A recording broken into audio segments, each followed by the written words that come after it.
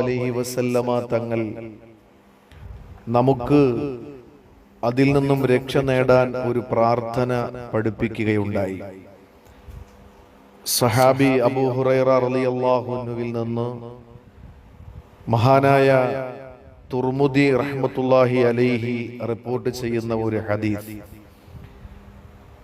മൻ റഅ മുബ്തലൻ, പരീക്ഷിക്കപ്പെടുന്ന, രോഗങ്ങൾ കൊണ്ട് പരീക്ഷിക്കപ്പെടുന്ന ഏതെങ്കിലും ഒരാളിനെ നാം കണ്ടാൽ, ഫഖാൽ, അവൻ പറയണം, അവൻ പറയുകയും ചെയ്താൽ, അൽഹംദുലില്ലാഹ് അല്ലദീ ആഫാനി മിമ്മബ്തലാക ബിഹി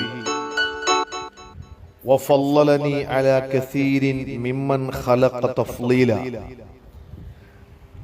അങ്ങനെ ആ ദുആ ആരെങ്കിലും പറഞ്ഞാൽ, ലം യുസിബുഹു ദാലിക്കൽ ബലാഉ, ആ രോഗം, ആ പരീക്ഷണം അവനുണ്ടാവുകയില്ല, അവൻ എത്തിക്കുകയില്ല.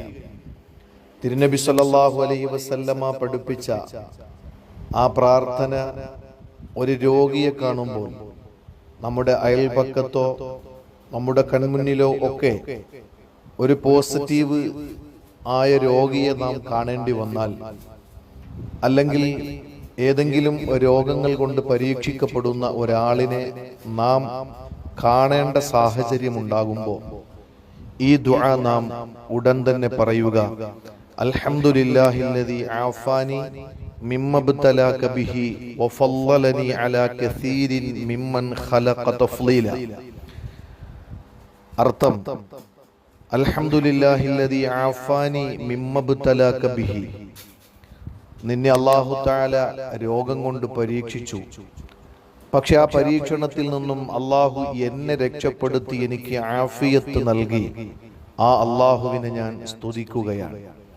വഫല്ലലനി അലാ കസീരിൻ മിമ്മൻ ഖലഖ തഫ്ളീല, ലോകത്തുള്ള ജനങ്ങളിൽ നിന്ന് അധികം ആളുകളെക്കാൾ എന്നെ ശ്രേഷ്ഠനാക്കി അല്ലാഹു.